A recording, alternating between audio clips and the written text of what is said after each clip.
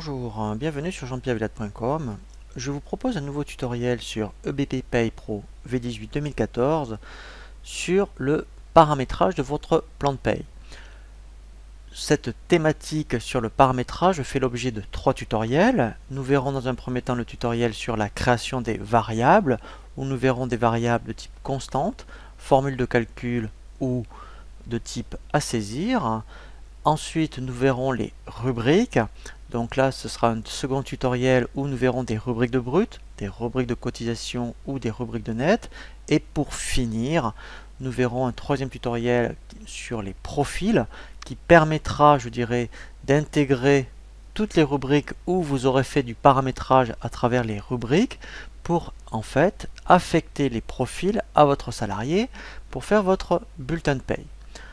Premièrement, nous allons voir donc un tutoriel sur la création des variables. Dans EBP, vous avez 3 sortes de variables. Vous avez des variables de type constante, formule de calcul ou variable à saisir. Nous allons voir dans un premier temps les variables de type constante. Dans EBP, vous avez déjà des variables qui sont proposées par défaut, comme le plafond sécurité sociale, le SMIC, le minimum garanti ou la valeur du point. Donc, comme son nom l'indique, une constante, c'est une valeur que vous indiquez ici une fois par an, et cette valeur, en fait, ne bouge pas toute l'année. Donc, effectivement, il y a des exemples qui sont proposés par EBP. Nous allons prendre un exemple qui peut peut-être vous concerner et qui va vous permettre de voir dans quel cas on crée des constantes. Si nous avons, par exemple, besoin de créer une prime de panier où tous les mois vous saisissez un nombre de paniers, donc on verra que c'est une variable, celle-ci, de type à saisir, mais par contre, la valeur du panier est une valeur fixe qui ne change qu'une fois par an. Donc dans ce cas-là, vous renseignerez une constante. Donc on va créer, avec le bouton ici, nouvelle fiche, une constante que je vais appeler taux panier. Alors, il faut faire attention, il ne faut pas mettre d'espace si vous avez plusieurs, je dirais, mots à intégrer. Donc, ne mettez pas d'espace entre les mots. Et ici, je vais mettre taux panier. Donc là, ensuite, je vais indiquer que c'est une variable de type constante. Et là, je vais prendre un exemple. Admettons, je vais considérer que le taux de panier est à 4 €. Donc là, j'enregistre ici. Là, vous voyez, donc il me l'a rajouté à la fin et j'ai créé une variable de type constante où j'aurai besoin de changer la valeur qu'une fois par an l'année prochaine. Donc ça, voilà, donc une variable de type constante. Ensuite, alors nous verrons les formules de calcul à la fin. Vous allez avoir c'est le plus souvent ce que vous allez avoir, c'est ce qu'on appelle des variables à saisir. Donc dans EBP, il y a déjà toute une série de variables. Je vais faire exprès, mettons, de créer une variable, toujours par rapport à mon exemple de la prime de panier, où ça va créer donc une variable de type à saisir. Pourquoi? Parce que en fonction des salariés, le nombre de paniers tous les mois peut être différent, donc elle sera de type à saisir. Je vais créer donc ici nouvelle fiche. Je vais l'appeler par exemple NB panier. Et je vais l'appeler, admettons, nombre de paniers à saisir.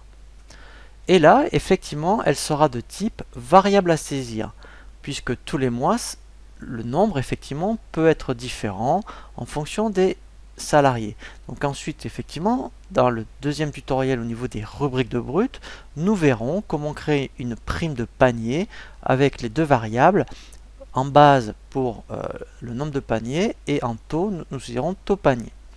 Je vais vous donner d'autres exemples, toujours dans les variables à saisir, puisque ça peut vous arriver avec report mensuel, report du cumul de la clôture, ou en mettant saisissable dans un calendrier.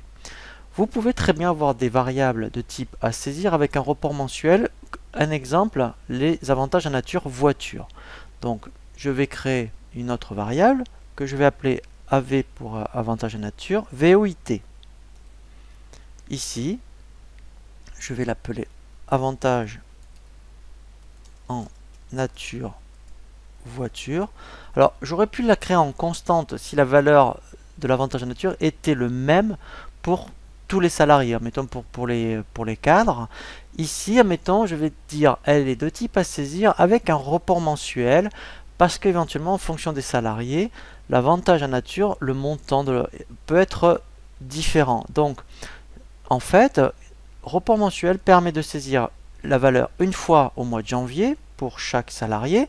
Elle peut être de 400 € pour un et 500 € pour l'autre, admettons, mais comme j'ai coché report mensuel, eh bien ça veut dire qu'en fait, le mois d'après, au mois de février, je n'aurai pas besoin de ressaisir la valeur puisque j'aurai coché cette information. Donc c'est vraiment très très intéressant. Je pense notamment aussi aux mutuelles.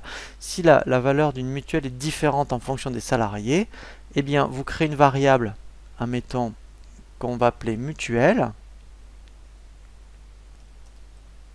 Voilà, donc je l'appelle mutuelle.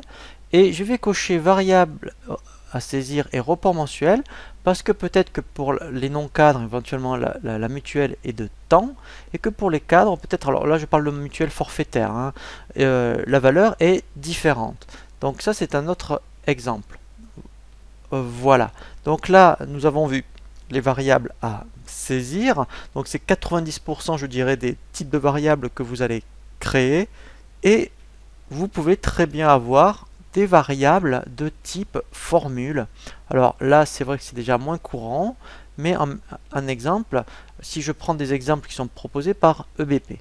Si je prends, mettons, la variable de type formule qui s'appelle NBH sup pour le nombre d'heures supplémentaires, eh bien, ici, en fait, ils ont créé une variable qui permet de faire la somme de toutes les heures supplémentaires en mettant que vous pouvez saisir. Donc, si vous avez besoin de créer une variable qui va cumuler d'autres variables, eh bien vous allez créer une variable de type formule de calcul qui sera celle-ci.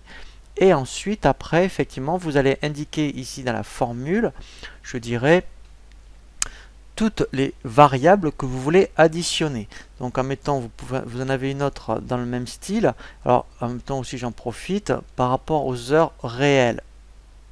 Voilà, donc celle-ci, en fait, c'est vraiment celle que vous avez en bas de bulletin pour les heures travaillées. Alors il y a un tutoriel qui vous est proposé pour bien vous expliquer les heures travaillées, mais là pareil, le nombre d'heures travaillées, en fait ici ça fait la somme, je dirais, de toutes les heures qui viennent en plus, comme les heures complémentaires. Dans NBH Sup, on a la somme de toutes les heures supplémentaires et on a une autre rubrique HU Intrav où à l'intérieur, eh bien, vous avez toutes les absences. Voilà, donc là en fait, on crée une rubrique, une variable de type formule et à l'intérieur, en fait, on met, je dirais, toutes les variables qu'on veut additionner ou soustraire et ensuite on l'utilise. En fait, on utilise le cumul dans, effectivement, après, dans une variable.